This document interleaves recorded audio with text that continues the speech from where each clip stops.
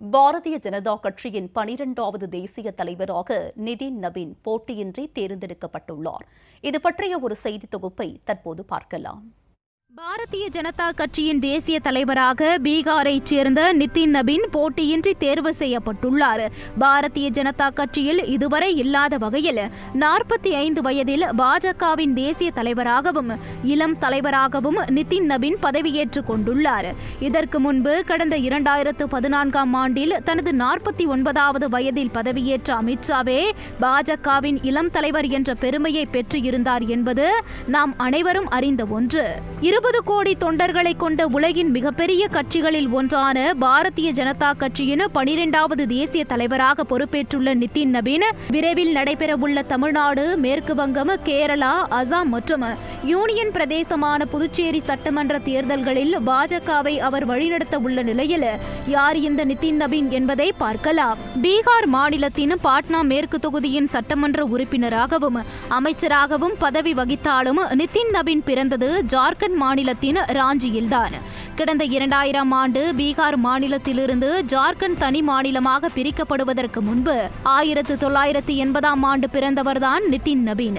பாரதிய ஜனதா கட்சியின் மூத்த தலைவர்களில் ஒருவரான நபீன் கிஷோர் சின்ஹாவின் மகனான நிதின் நபீன் தந்தையின் மறைவிற்கு பிறகு கடந்த 2006ஆம் ஆண்டு மேற்கு பாட்னா தொகுதி இடைத்தேர்தலில் பாஜக வேட்பாளராக அறிவிக்கப்பட்டார். அன்று தொடங்கிய அரசியல் பயணத்திற்காக தனது படிப்பை கூட பாதிலேயே கைவிட்ட நிதின் நபீன் 26 வயதில் சட்டமன்ற உறுப்பினராகவும் பதவியேற்றார். இதனைத் தொடர்ந்து பங்கிப்பூரிலிருந்து தொடர்ந்து 5 முறை சட்டமன்றத்திற்கும் தேர்வு செய்யப்பட்டார். இதற்கு இடைப்பட்ட காலங்களில் 2010 முதல் 2016 வரை பாரதிய ஜனதா கட்சி இளைஞர் அணியின் தேசிய பொதுச் செயலாளராகவும் 2016 முதல் 2019 வரை பீகார் மாநிலத்தின் பாஜக இளைஞர் அணி தலைவராகவும் பணியாற்றியுள்ளார். பிராந்திய அளவில் மட்டுமே கவனம் பெற்றிருந்த நிலையில் சில மாநில தேர்வு முடிவுகள் நிதின் நபீன் அரசியல் பயணத்தை மாற்ற தொடங்கியது. குறிப்பாக 2023ஆம் ஆண்டு நடைபெற்ற சத்தீஸ்கர் சட்டமன்ற தேர்தலில் பாரதிய ஜனதா கட்சிக்கு கிடைத்த வெற்றி பாஜக தேசிய தலைவர்களின் பார்வையை நிதின் நபீன் மீது அதிகரிக்க செய்தது.